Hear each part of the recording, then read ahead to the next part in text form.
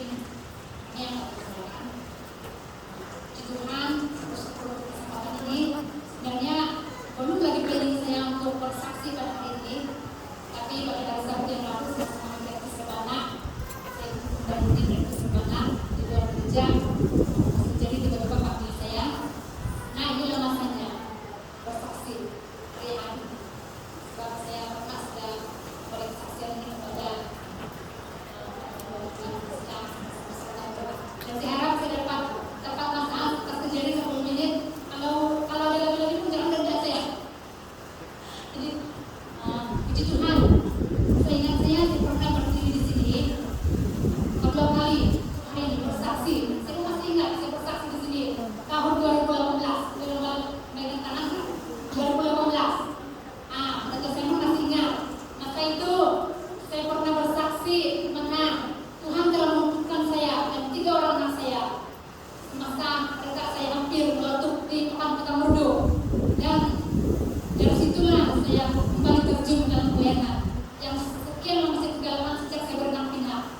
Dan hari ini saya akan menyaksikan kembali bagaimana baiknya Tuhan, Allah kita yang dahsyat, Allah yang luar biasa, penuh mukjizat, Allah yang ajaib telah menyembuhkan saya daripada penyakit yang boleh membawa maut. Saya telah dikesan mengalami masalah paru-paru sebelah kiri, kanan. Pada bulan 4 tahun lepas di klinik pakar radiologi Dr. Visi, dan saya telah dirujuk oleh suami saya ke Unigel. Kami tidak memilih di hospital kerajaan karena di sana takut risau rawatan lewat. Jadi kami memilih di sana, dan pertama kali saya CT scan pada bulan 7 2023 tahun lepas, dokter melihat bukan saja ada air dalam paru-paru kanan saya, tetapi ada udara di lapisan paru-paru saya, dengan dinding paru-paru saya ada udara, dan di bawah dia ada air, dan sangat bahaya. Sebab penyakit saya ini adalah penyakit yang jarang-jarang hanya berlaku pada wanita. Diagnosis penyakit saya dinamakan catamenial pneumothorax. Catamenial pneumothorax, adik-adik boleh Google apa itu penyakit. Ini ada berlaku dalam 72 jam, di mana keadaan dia kan semasa datang untuk keturunan, udara boleh naik pergi paru-paru, dari bawah naik pergi paru-paru, ada atau tidak malam di sana. Semasa haid dan 72 jam selepas saya datang keturunan, udara naik di paru-paru kanan saya, kanan sebelah kiri tidak. Dia boleh menyebabkan sesak nafas, boleh menyebabkan maut. Dan dokter berpesan kepada saya pada CT scan saya pertama, jangan naik kapal terbang. Kalau kamu naik kapal terbang, kamu punya paru-paru boleh meletup semasa kau berada di ruangan yang kasar itu, di udara. Jadi dia berkata tidak ada obat untuk perawatan kamu kecuali pembedahan. Saya akan harapan kamu dibedah, tetapi saya mau kasih peluang CT scan kali kedua 2 bulan dari sekarang. Dia kata sebab itu air tidak banyak, tambah 3 itu air, itu udara yang masuk itu masih banyak kah? Kata tidak. Bulan 9 dia CT scan sekali lagi. Keputusannya statik, tidak berubah itu keadaan paru-paru saya, dan dia mengarahkan untuk saya dibedah pada bulan 11 di Unigel. Saya bertanya berapa kos, 60K 4 malam, sangat mahal. Jadi saya berdoa, Tuhan, saya tidak meminta kesembuhan daripada Tuhan, tetapi karena semuanya terjadi sesuai kehendak Tuhan untuk saya.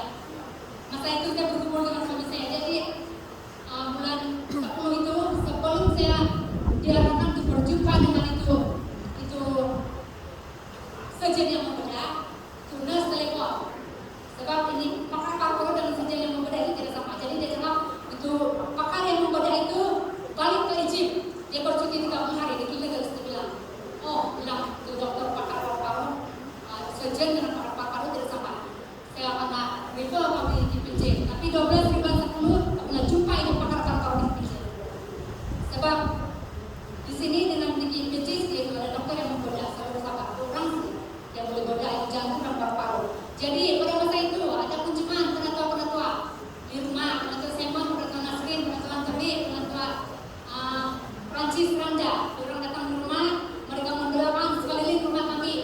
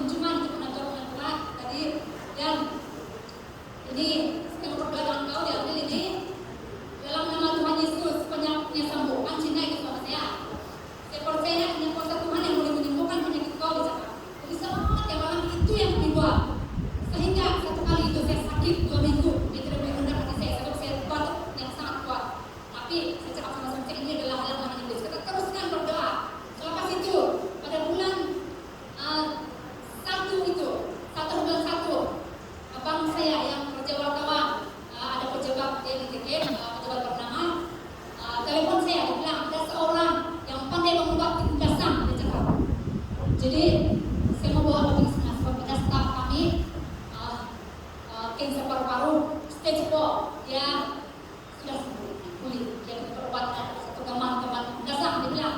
Jadi saya pun ikut abang saya satu dan satu tahun 2000 kami ini dasar. Saya terkejut, ruangan itu kecil saja. Dia suruh kami bawa hal yang merah dan air yang sangat bersih dari paru-paru, tidak boleh masak air, setiap topik. Jadi di sana dia waktu itu ritual yang sangat menakutkan. Saya tidak sangka begitu dia ada itu air karena saya masuk jam 3 bulan, ada baru dia cakap begini kau ini karena mau orang begini dia bilang saya sangat takut apabila dia memanggil roh orang mati. Dan saya memang saya terus terang saya banyak membaca firman Tuhan. Seperti itu aja tahu memanggil itu arwah Samuel semasa itu bangsa Israel diserang oleh Palestina. Dia merasakan seolah Tuhan meninggalkan dia. Dia mencari peramal-peramal untuk memanggil arwah Samuel untuk menolong dia. Jadi saya katakan itu ulangan boleh kasih paparkan yaitu tadi ulangan pasal 18 ayat 10 hingga 12. Ayat firman Tuhan itu saya rasa perlu semua orang baca. Ulangan 18 10 hingga 12 mengatakan bahwa semua pemantara itu yang memanggil arwah orang mati itu adalah kekejian bagi Tuhan. Jadi jangan kita bermain-main di sini. Saya merasa berdosa dengan Tuhan. Dia mengatakan itu gambar mengatakan kau balik kau pasti kau minum itu 2 gelas air ini sampai habis 4 hari. Saya mau kau minum ini air cakap. Dan itu dia kasih kusuk-kusuk di belakang saya takut. Tuhan tolong saya Tuhan. Saya dalam beloma untuk membebaskan itu air dalam 4 hari. Lepas itu saya balik. Saya kali mau berdoa Perancis Randa. Saya sangat rapat dengan keluarga mereka sebab yang tahu penyakit saya ini mereka suami istri sangat tahu. Sebab itu bakal saya dari kita berdoa tengah urut di sini. Lepas itu saya rawatan komplementari berkumpul-kumpul itu dari kabar pun itu orang suami istri nampak. Jadi penonton Perancis cakap, nah saya tidak tahu macam mana mau jawab kau. Kalau kau nampak itu bagus, kasih habis itu air. Kalau tidak, jangan kasih habis dia bilang. Kamu tahu kasih habis itu air sampai saya lebih lagi. Lepas itu dalam pada itu kakak saya, seorang kakak saya yang pastor dia pastor koordinator ICN di pusat. Dia cakap kamu tidak mau kan didoakan oleh satu tim berdoa syafaat bernama kamu sekadar mendoakan seluruh Asia semasa pandemi COVID-19 kan orang dipakai Tuhan luar biasa buat orang sakit melalui video call saja. Saya tidak mau pertama kali. Tapi pada 18 di bulan 1 itu saya pergi berjumpa saya didoakan oleh berdoa syafaat ini dan kamu tahu saudara-saudara pada 4 dan 1 itu semasa saya berjumpa dengan sudah direktur di GPJ itu kan yang sebelum itu berdoa syafaat mendoakan saya kan itu dokter di GPJ cakap saya akan berdarah bulan 3 sebab pemberdayaan ini sangat besar.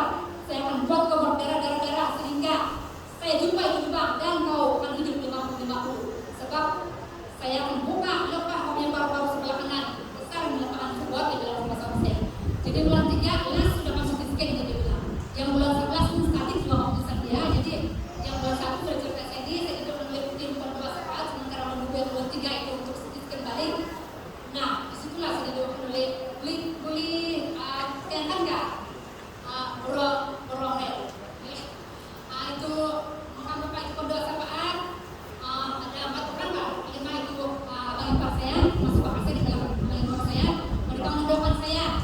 Mereka bertanya apa masalah kau bilang ada masalah kau kan ada satu orang pendeta yang memakai baju hitam itu kan itu ini pendeta ini kan seluruh Asia yang ketua dia paling bawah itu dan sebelah sini paling kanan dia melayani di Australia.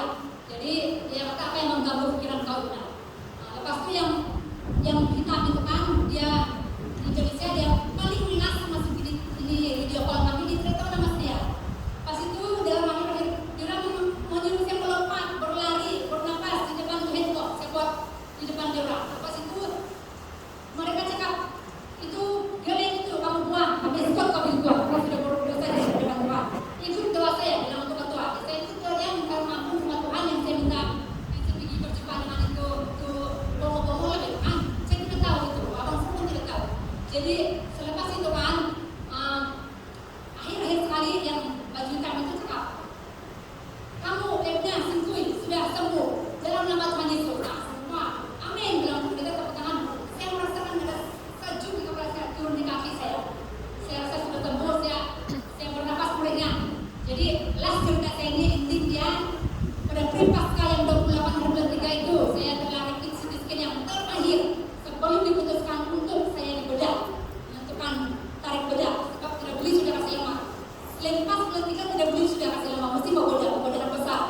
Jadi